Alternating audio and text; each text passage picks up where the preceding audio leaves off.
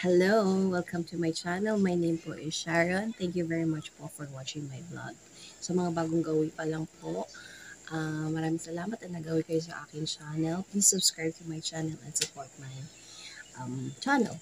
Yun po. So ngayong araw na po ito, ang aking pong napiling katanungan is, pwede po bang uminom ng pills ang isang injectable? So ibig sabihin, nagpa-inject na siya, tapos gusto niya pang uminom ng pills.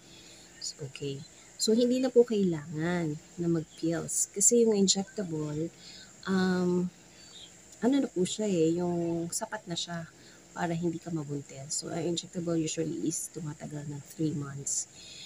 Nung dati nag-injectable ako, so for 3 months, hindi ako niregla, no? Ibang-iba talaga pag injectable, hindi nireregla. Ewan ko lang yung iba, pero yun po yung aking experience.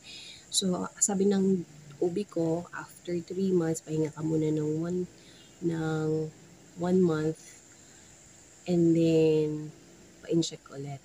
Pero, in my case, hindi na ako nagpa-injectable kasi parang hindi ko siya gusto, parang hindi ko siya hiyang. Mas gusto ko yung pills. Kasi pag pills, nireregla ka pa rin. Pag injectable, parang hindi ka re-reglahin. So ayun. So, you don't need to take pills na injectable ka unless tapos na yung effectiveness ng injectable. Diba 3 months usually ang injectables.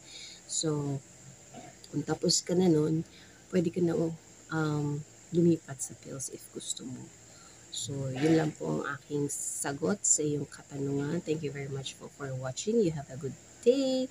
And please subscribe to my channel. Bye! Hi mga mommies and sis! Meron po akong iaalok sa inyo, period tracker. This po ay nakakatulong if gusto niyo pong mabuntis or ayaw niyo pong mabuntis. Kung gusto niyo pong mabuntis, meron po dito mga instruction or guide paano po gamitin.